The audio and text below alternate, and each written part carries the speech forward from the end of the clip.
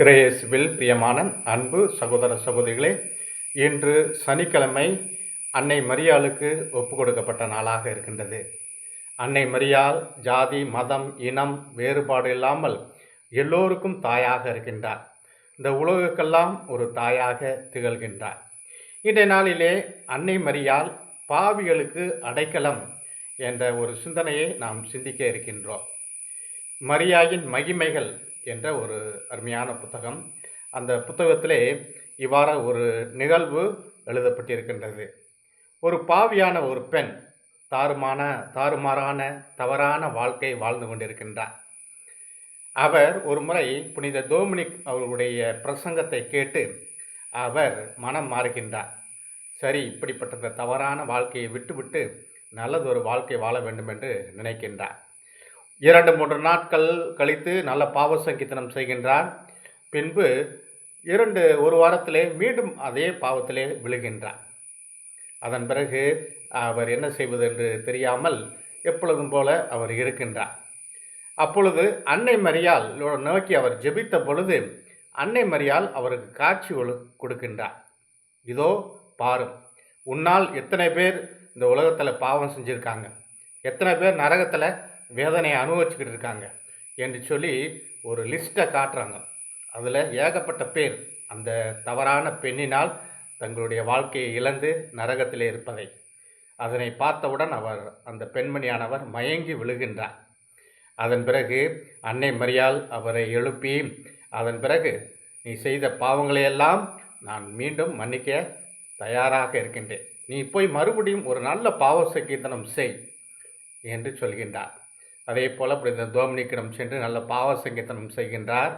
அப்பொழுது அந்த பாவங்களெல்லாம் அந்த தாளில் இருந்தது புறம் முழுவதுமாக அழிக்கப்பட்டன.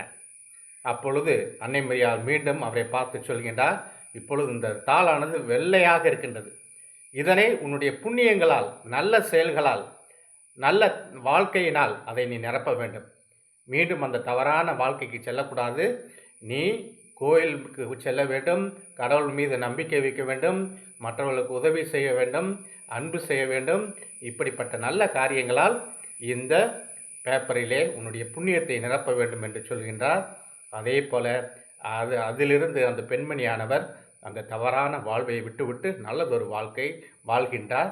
அவர் இறந்த பொழுது அன்னை மரியாள் வானதூதர்களோடு விண்ணகத்திற்கு அந்த பெண்மணியை அழைத்து சென்றார். இயேசுவில் பிரியமான அன்பு சகோதர சகோதரிகளே, நாம் எப்படிப்பட்ட பாவிகளாக இருந்தாலும் அன்னை மரியாள் தன்னுடைய ஒரே பேரான மகனிடம் பரிந்து பேசி நம்முடைய பாவ வாழ்க்கையை மாற்றக்கூடியவராக இருக்கின்றார். எனவே தான் நாம் அன்னையை பற்றி கொண்டோம் என்றால் நிச்சயமாக மோட்சத்துக்கு நாம் செல்வோம். அன்னை மரியாளின் மீது பக்தியை நாம் இழக்கின்ற பொழுது நிச்சயமாக நம்முடைய வாழ்க்கை ஒரு தாறுமாறான வாழ்க்கை, ஒரு தவறான வாழ்க்கை, நம்முடைய எண்ணங்களின் சிந்தனைகள் போல அந்த உலகத்தின் போக்கின்படி நாம் வாழ ஆரம்பித்து விடுவோம். சக்கையின் வாழ்க்கையை பார்க்கின்றோம். சக்கையும் ஒரு தாறுமாறான வாழ்க்கை வாழ்ந்தவர். அதிகமாக வட்டி வசூலித்தான், இன்னுமாக பேராசை கொண்டான், இன்னும் பல்வேறு விதமான பாவங்களுக்கு உள்ளானான். ஆனால் அவன் இயேசுவை சந்தித்த பிறகு அவனுடைய வாழ்க்கையிலே முழு மனமாற்றம் அடைந்தான். நான் யாரையெல்லாம் ஏமாற்றினனோ அவர்களுக்கெல்லாம் 4 மடங்காக திருப்பி கொடுக்கின்றேன் என்று சொல்லி அந்த ஒரு மனமாற்றம்தான் சக்கேவின் வாழ்க்கையிலே ஏற்படுவதை நாம் பார்க்கின்றோம். அத்தகைய மனமாற்றம் நம்முடைய வாழ்விலும் நிகழ வேண்டும். மதலேன் மரியாவின் வாழ்க்கையை பார்க்கின்றோம். அவளும் ஒரு பாவியான பெண், ஒரு விபச்சார பெண். அப்படிப்பட்ட அந்த பெண்மணியானவர் ஆண்டவர் இயேசுவை தன்னுடைய வீட்டுக்கு வந்த பொழுது அவருடைய காலிலே நறுமண தைலத்தை ஊற்றி அதை கழுவுகின்றார். ஆண்டவருடைய இயேசுடைய கால்களை கழுவுகின்றார். தன்னுடைய கூந்தலால் அவர் துடைக்கின்றார். இவ்வாறாக தன்னுடைய பரிகாரத்துக்கு அந்த பெண்மணியானவர் பரிகாரம் தேடுகின்ற பொழுது ஆண்டவர் என்ன செய்தார்? ஆண்டவர் உயிர்த்த பிறகு முதலாக தனது காட்சியை அந்த மதலேன் மரியாளுக்கு காட்சியை கொடுக்கின்றார். அவர் நினைத்திருந்தால் இயேசுவை அன்பு செய்த ராயப்பர் அல்லது யாக்கோப்பு, இன்னுமாக அருளப்பர் அவர்களுக்கு காட்சி கொடுத்திருக்கலாம். ஆனால் முதல் காட்சியை அந்த மனம் மாறிய அந்த பெண்ணுக்கு கொடுக்கின்றார். நம்முடைய வாழ்க்கையிலும் அன்னை மரியாள், ஆண்டவர் இயேசு நாம் தவறான வாழ்க்கையில் சென்றாலும் நாம் நம்மை நெறிப்படுத்திக் கொள்ள வேண்டும். தவறான வாழ்க்கையை விட்டுவிட்டு நல்லதொரு வாழ்க்கையை வாழ அழைப்பு விடுக்கின்றார். நம்முடைய மனித பலவீனம், ஒரு முறை விழுந்தாலும் நாம் மீண்டும் அந்த தவறிலிருந்து நாம் கற்றுக்கொள்ள வேண்டும். நாம் எத்தனையோ திருத்தலங்களுக்கு செல்கின்றோம். அந்த திருத்தலங்களுக்கெல்லாம் செல்கின்ற பொழுது முதலாக நாம் செய்ய வேண்டியது ஒரு நல்ல பாவ சங்கீதனம் செய்யணும்.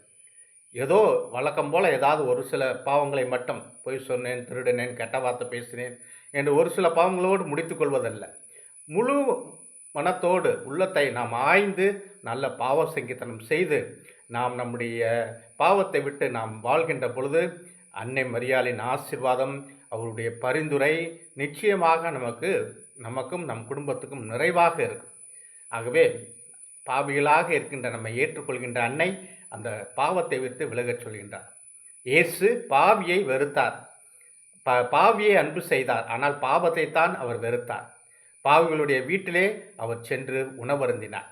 ஆகவே நம்முடைய உள்ளத்திலும் ஆண்டவர் உணவருந்த தயாராக இருக்கின்றார். எப்பொழுது நாம் நம்முடைய தவறான எண்ணங்களையும் சிந்தனைகளையும் செயல்பாடுகளையும் விட்டுவிட்டு நாம் ஆண்டவருக்கு உகந்த வாழ்க்கை வாழ்கின்ற பொழுது நிச்சயமாக நம் வாழ்வை உயர்த்துவார். அன்னை மரியாள் அதற்காக பரிந்து பேசுவார். இன்றைய நாளிலே அத்தகைய வாழ்வு வாழ அன்னை மரியாளை நோக்கி ஜெபிப்போம். ஆமென்.